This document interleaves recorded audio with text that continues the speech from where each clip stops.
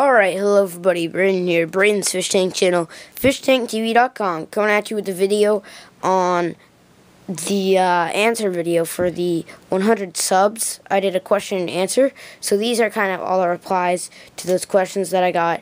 I got some good questions, so yeah, just kind of going to go over each one. 1.5 gallons, looking good. But anyways, so the first question is from Brian, or BM20197. What food do you feed your beta? Alright, so we'll come over here and we'll take a look.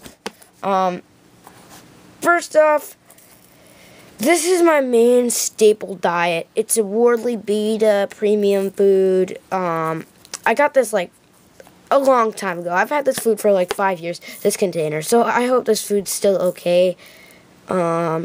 As you can see, I've used quite a bit of it, but it's lasted me for a long time with so many betas, because I've had more than 4 betas at a time, trust me.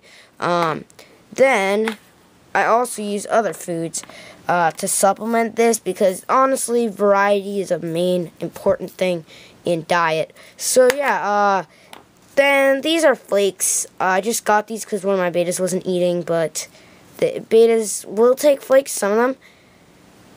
I don't like feeding flakes. They're messier. They're not that fun. So I don't usually feed that. These are Tetra Beta floating mini pellets. Just picked this up at Walmart for a cheap price. So I'll feed these two. These ones I haven't fed much. Not really at all. But they will eat these, or at least some of mine will. But this one works great. I also try and feed bloodworms. I don't know where they're at right now. But bloodworms just helps make them happy and healthy. And it's just a good thing, especially if you're trying to breed them for conditioning purposes. Bloodworm works great. Alright, so the next question is from Drew's Aquarium. And he asks, what's your favorite plant? What's your favorite fish? Favorite fish is gotta be either shell dwellers or beta fish. I love beta fish. I think they're awesome fish. They got a great personality. They come in so many different varieties. And they're smart fish. You know, that's what I like. I like fish that are smart. Shell dwellers are smart. They got an interesting personality. Betas are the same. So those are my top 2. I can't pick any more. I can't pick down to like anything else, because I can't really pick it to the best one out of those 2, just because like they're both such awesome fish. I like betas. I'm new to shell dwellers, but I love them too, so yeah, I mean, because they're different from your regular neons and stuff. I mean, they're smart fish, you know. So favorite plant, you know, this one's gonna be tough too. One of the ones I love is dwarf sage. Just awesome plant. I mean, I got some algae on the leaves. That would be a result if I had some odos, but I don't. But see how it just spreads out by runners? You can see 1, 2 right there. 1 popping up right there. 1 in the back over there. 1 popping up right there. It's hard to tell that one. I'll try.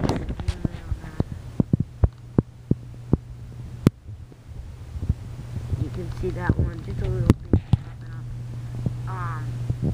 But yeah, so I do love dwarf sage. Great plants. So many great plants out there, though. This tank's looking bad. I know, not up to par, but not up to standards. Definitely not. But I will be. I'm not gonna spoil it. I'm doing a video later on it, so just stay tuned because it will be later today. But yeah, also love the Java moss. Look at this stuff. It's a sweet plant. It looks cool, and it's pretty sweet. Also love Bacopa. More Bacopa in the back, and Java fern. Sweet old hardy Java fern. So yeah, those are my favorite plants and fish. I'll let that focus. It's another beta. I have a lot of betas. Anyways, after that, another one by Drew. Do you play any sports? And what state do you live in? Alright, I'm not going to tell you my state, because that's just kind of creepy. But I do play sports. I'm not that much athletic, to be honest, but I do like playing sports. They're fun. I play something called deck hockey, which is basically just kind of, it's like radio hockey, except you're playing in your shoes. And it's actually, it sounds pretty lame, but it's pretty fun, and it's a lot cheaper, so, yeah. Okay. Next one, from Matt's Aquarium. Check his channel out. Also check out Drew. Does the sand in your dirty tanks help the plants and keep the dirt down? And is the water a kind of tea color in this beta tank you showed in this video? If for some reason it looks like that. Okay. So, first off, I'll reply to the tannins. This was the video. This was the tank in that video. It doesn't really look tea color to me. That's just me. It could be, though. And there could be a couple things to this and why. First off, it could just be the dim lighting in this tank, because I got really poor lighting in that tank. I mean, you look at that, it's dim, then you look at that, it's real bright. So, yeah. So it could be that. Also, dirt has tannins in it. That's why, I mean, if you check this out right here, this tank's not really tea-ish that much. A little bit. This one's more tea-ish, though. You can't really see. A little bit hard to see, but this one looks tea-ish. To me, it always has. Looks kind of a little bit not clear, even though I keep up on water changes. So that's kind of weird. And then replying to the sand. I mean, it could also be driftwood, but typically it's probably the dirt. The dirt just has different types of materials, different woods and stuff, especially since the fact that it's organic, so that leaches into the water and creates tannins, which create kind of brown, tea-colored water. Does the sand in your dirt tanks keep the plants down and the dirt? Does very well with keeping the dirt down. The plants stay well. I think Cool for the Sand is a good cap for tanks, bigger tanks than a 5-gallon, just because with sand in any tanks, technically, you want to have like a nice cleanup crew, like Cory Cats, mono shrimp, that kind of thing. So, yeah, I mean, you can see that there's a bunch of debris on here. So, I mean, if you had a big, nice tank, real planted up, you could have some Corys and trim to help clean that, but it does work pretty well. I've heard of stuff and saying that it makes the plants, like roots, anaerobic, and you need to let them breathe. I kind of believe that, but, I mean, it's growing dwarf sage perfectly fine, as I already showed you. But I guess dwarf sage grows in anything, but it's growing bacopa pretty well, too. That bacopa doesn't look that great because I cut it. I cut the tops right off, but as you can see, they're coming back. Have you ever tasted fish food? And if so, how is it? No, I've never tasted fish food, so I can't tell you. I'm sorry about that. I bet it's amazing, though. Just kidding. Congrats on the win from Chris. What you gonna buy with the gift card? It's from Mr. Mom Tanks. Check his channel out.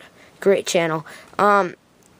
Anyways, though, what I'm gonna buy with his gift card, I guess I'll go over here, show you guys this tank.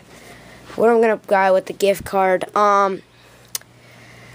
probably just go simple and buy some otosynchronous catfish eventually. I'm gonna save it for a while though, until I figure out what I want to do with it.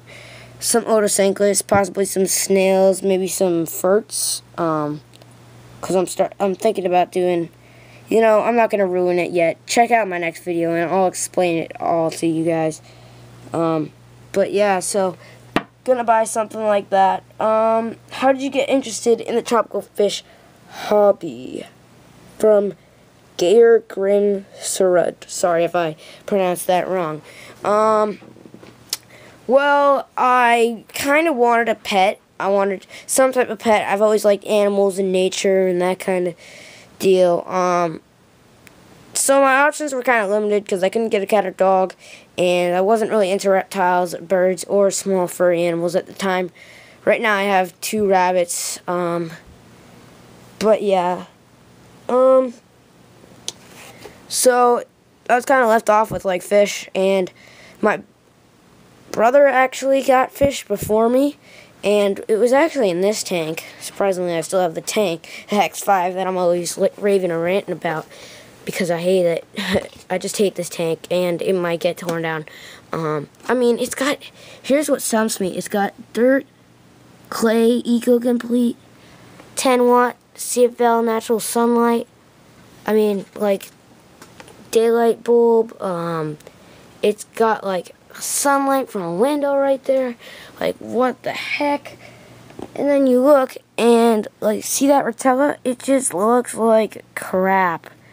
See that in the back? It looks like crap. I mean, that just looks bad. I mean, yeah, it grows door size, but freaking door size can grow in anything. So, yeah, I basically had a betta fish in here, and I wasn't into fish, but my brother was at the time, and he got one betta fish. His name was Tommy, and I remember him well. He's red veal tail, really nice, first fish, and really like our first pet ever. We've had other pets, but mainly he was kind of our first new pet. So yeah, he kind of lived in there, and unfortunately got dropsy. Then we kind of put the tank away, and then I picked it up, I don't know, after a little while after, and I decided to get a 10-gallon, then I got a 14, and I got all these small tanks. So yeah, that's kind of what got me into that. Clipboard backwards. What is your middle name? LOL, stalker much. Oh god, Chris, that's all I'm gonna say. If you could keep any fish, what would it be? That's from TomRocks961. I'm gonna have to say Nano Reef. Or Oscar. Oscars are pretty cool. Like, they seem kind of like a big betta fish. Like, they have personality, and they're just fun to watch. Or goldfish. You think, like, goldfish are so simple, but they need big tanks, and they're cool fish. So, possibly a community of tetras. I don't know, but I'd love to have, like, a nano reef tank with, like, a big reef tank with, like, clownfish and lionfish and all this stuff. I don't even know if they're compatible, but those are some cool fish. So if I did do that, that would be awesome. Let's see, we're almost done with the questions, guys. How many tanks do you have in your room? Okay, so I have like 5 or 6. I'll show you all of them right now after this camera focuses. God, sorry about that. There we go. Alright, so first off,